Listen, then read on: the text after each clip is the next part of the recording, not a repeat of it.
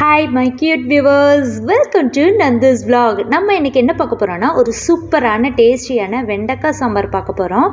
வாங்க எப்படி செய்யலான்னு பார்க்கலாம். ஃபஸ்ட்டு நம்ம அதுக்கு கடாயில் நல்லா எண்ணெய் ஊற்றிக்குவோம். பச்சை மிளகாய் நல்லா வதங்குற அளவுக்கு நம்ம கொஞ்சம் நிறையாவே எண்ணெய் ஊற்றிக்குவோம். ஒரு 3 டேபிள் ஸ்பூன் எண்ணெய் ஊற்றிக்கோங்க. நான் இதில் 5 பச்சை மிளகாய் போட்டிருக்கேன். இதுதான் சாம்பாருக்கு காரம் கொடுக்குறது. அதனால் உங்கள் காரத்துக்கு ஏற்ற மாதிரி நீங்கள் பச்சை மிளகாய் போட்டுக்கோங்க. பச்சை மிளகாவோட உப்பு போட்டு வதங்கும் போது சூப்பராக டேஸ்ட்டாக இருக்கும். ட்ரை பண்ணி பாருங்கள். அதுக்கப்புறம் நான் சின்ன வெங்காயம் ஒரு பவுல் ஃபுல்லும் வெட்டி போட்டிருக்கேன். சின்ன வெங்காயம் தான் போடணும், அப்போ தான் இன்னும் டேஸ்ட்டாகவும் இருக்கும். இதோட கொஞ்சம் கருவேப்பிலையும் நான் உருவி போட்டிருக்கேன். நல்லா வாசமாக இருக்கும். நான் அது நல்லா வதங்கின பிறகு 2 தக்காளி கட் பண்ணி போட்டிருக்கேன். அதையும் போட்டு நல்லா வதக்கிக்கலாம். தக்காளி நல்லா மசிஞ்ச பிறகு இப்போ நான் வெண்டைக்காய் போட்டுடலாம்.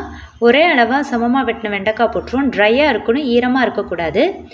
ஈரமாக இருந்துச்சுன்னா அது வதக்கும் போது கொலகொலப்பாக இருக்கும். அதனால் ட்ரையாக போட்டு இது பண்ணிடலாம். முன்னாடியே கழுவி கொஞ்சம் நேரம் ட்ரை பண்ணிவிட்டு அப்புறமா வெட்டி போடுங்க.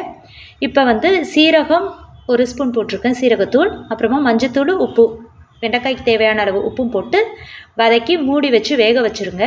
அந்த காரமெல்லாம் ஏறட்டும். இப்போ வெந்துடுச்சு. இதில் நம்ம வேக வச்ச பருப்பை ஊற்றிடலாம். பருப்பு ஊற்றின பிறகு நான் கொஞ்சம் தண்ணி ஊற்றிக்கிறேன். ரொம்ப கெட்டியாக இருந்தால் நல்லா இருக்காது வெண்டைக்காய் சாம்பார். அதனால் கொஞ்சம் நான் ஒரு 2 டம்ளர் தண்ணி ஊற்றி கொதிக்க வச்சிடுறேன். ஒரு 5 நிமிஷம் மூடி வச்சு வேக வச்சிங்கன்னா டக்குன்னு வெந்துடும். இப்போ வெந்துடுச்சு. இதில் நான் ஒரு குழம்பு கரண்டி அளவு புளிக்கரைசல் ஊற்றிருக்கேன், அவ்வளவுதான். அந்த புளிக்கரைசல் கொதிக்கிறதுக்குள்ளே நம்ம இங்கே தாளிச்சிடலாம். கடுகு உளுத்தம் பருப்பு, கருவேப்பிலை, நான் 1 ஸ்பூன் சாம்பார் பொடி போட்டிருக்கேன், அதையும் போட்டு பெருங்காயம் போட்டு தாளித்து ஊற்றிடலாம். சூப்பராக வாசமாக இருக்கும். ட்ரை பண்ணி பாருங்கள்.